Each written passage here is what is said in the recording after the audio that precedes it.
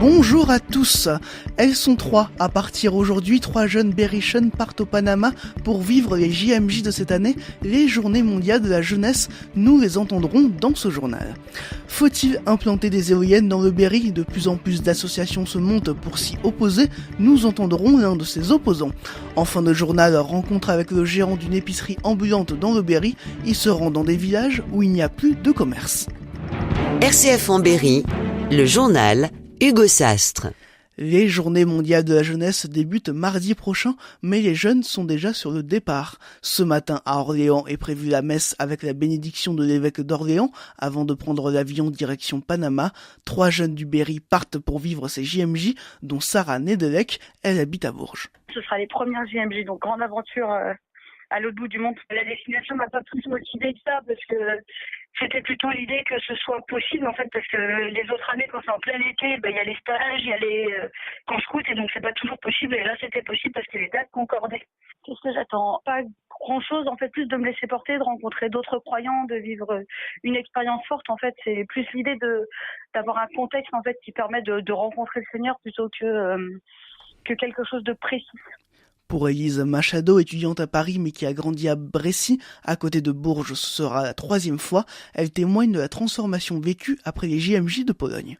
Pour moi, en tout cas, je pense que en revenant des JMJ de 2016 en Pologne, donc c'était en juillet et en août, je ne sais pas si j'arrive à faire un raccord entre les deux, mais je sais qu'en revenant, j'ai commencé à m'interroger sur mon mode de vie en me disant que au final, j'étais entourée de plein de choses qui étaient inutiles, d'objets inutiles, que je consommais à outrance, alors que là-bas, on pouvait vivre avec beaucoup moins et j'étais tout aussi heureux. Donc, j'ai commencé à réduire un peu ma consommation, réduire mes déchets et à réduire également, à arrêter complètement ma consommation de viande et de poisson. Donc là, je suis végétarienne depuis que je suis rentrée des JMJ en Pologne. Des propos recueillis par Charlotte Bonnet. Les JMJ se déroulent donc au Panama cette année jusqu'au 27 janvier. Les jeunes du Berry seront accompagnés par l'archevêque de Tours. Nous vous donnerons régulièrement des nouvelles de leur périple. L'état de calamité agricole reconnu dans le département de l'Indre. Une calamité agricole en raison de la sécheresse survenue cet été. Les éleveurs situés dans 117 communes de la Marche Berrichon, le Bois-Chaud Sud et la Brenne peuvent déposer leur dossier.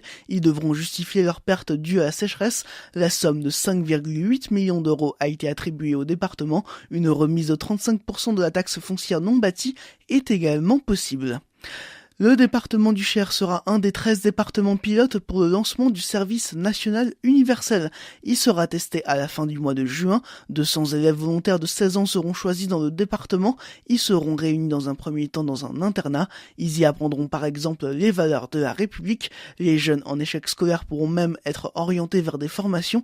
Ensuite, les jeunes participants devront s'engager 14 jours dans une association au cours des 10 prochains mois. Faut-il implanter des éoliennes dans le Berry ? La question se pose. En décembre, un collectif regroupant 40 associations opposées aux éoliennes s'est créé. Pourtant, les projets éoliens sont de plus en plus nombreux. Certains maires sont même précurseurs sur la question, comme Jacques Pallas, maire de Saint-Georges-sur-Arnon. Depuis 2009, 14 éoliennes produisent de l'électricité sur sa commune.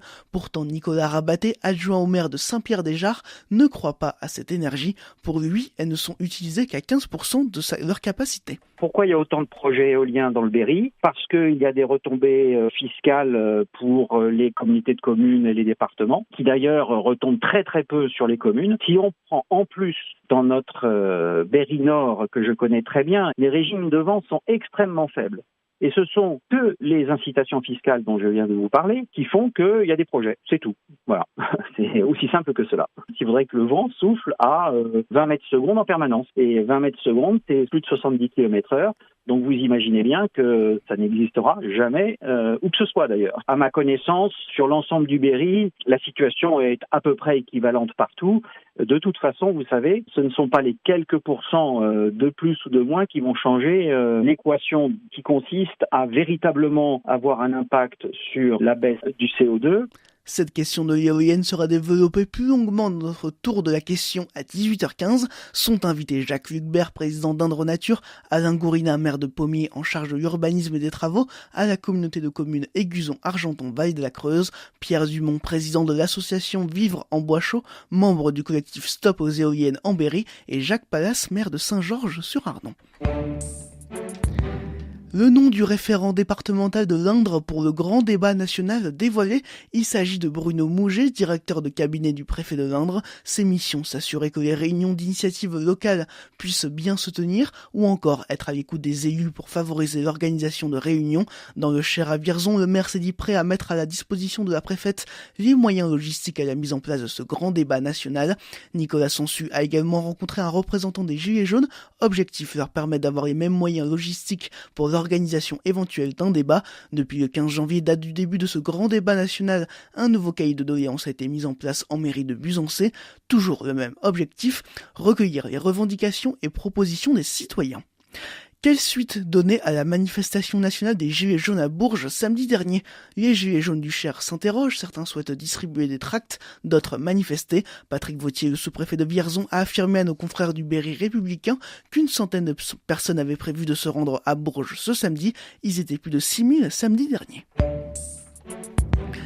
L'épicerie des villages, c'est le nom donné par Laurent Pérez à son camion ambulant. Dans celui-ci, il va de village en village pour vendre des produits locaux et de saison. Les prix varient donc en fonction du coût du marché, mais pour les habitants de ces villages, c'est avant tout un moyen d'éviter de faire plusieurs kilomètres pour faire leurs courses, mais aussi de retrouver de la vie dans leur village. Laurent Pérez. J'ai recensé toutes les communes où je vais, où il y avait absolument plus rien. Ne pas venir faire de la concurrence sur une petite épicerie dans une petite commune, c'est assez compliqué, je m'en rends compte. Donc maintenant, les gens, là, ça fait, j'attaque le 6e mois et les gens commencent à prendre l'habitude. Et puis, j'ai juste à klaxonner, je fais le tour du village en klaxonnant et puis avec un lieu de rendez-vous, un lieu de rencontre où les gens sont habitués maintenant de venir. Et puis ça crée un petit lieu de rencontre justement où les gens discutent, on rigole, c'est sympathique. Combler un manque, puis d'essayer d'amener un petit peu de gaieté dans ce monde commercial. Avant, on avait plein de petits services dans toutes les communes où forcément avant ça fonctionnait. Il y a une époque même aussi où il y avait beaucoup de camions ambulants. J'ai entendu dire beaucoup de gens dans les communes, oui, il y avait le poissonnier qui passait, il y avait le boucher, il y avait même des fois 2 camions d'épiciers. Tout le monde arrivait à trouver sa place, tout le monde arrivait à travailler en fait. Laurent Pérez, le gérant de cette épicerie des villages,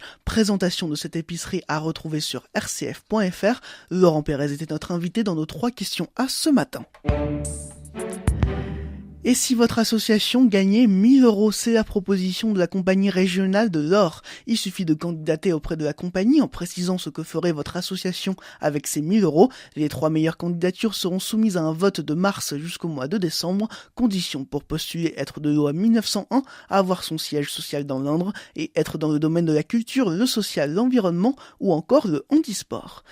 Les Tangos de Bourges se sont inclinés hier soir en Euroleague. Elles ont perdu à Orenbourg 72-65. Le Bourges Basket reste 3e et sont désormais à 1 point de leur adversaire du soir. On fait à présent un point sur la météo. Le Cher et l'Indre sont en vigilance jaune, neige et verglas. Pour autant, pas de neige prévue en ce début de journée, seulement de la pluie. Il fait 3 degrés à Aigurande, 4 à Issoudun, 5 à Vierzon et à Buzancé. Cet après-midi, le mercure grimpera jusqu'à 7 degrés à Bourges et 8 au Blanc. En fin de journée, la neige fait son apparition dans le Cher et dans le sud de l'Indre. La neige ne perdurera pas demain, mais des températures négatives sont attendues, -2 à Lunery par exemple. Ce week-end, la pluie devrait faire son retour.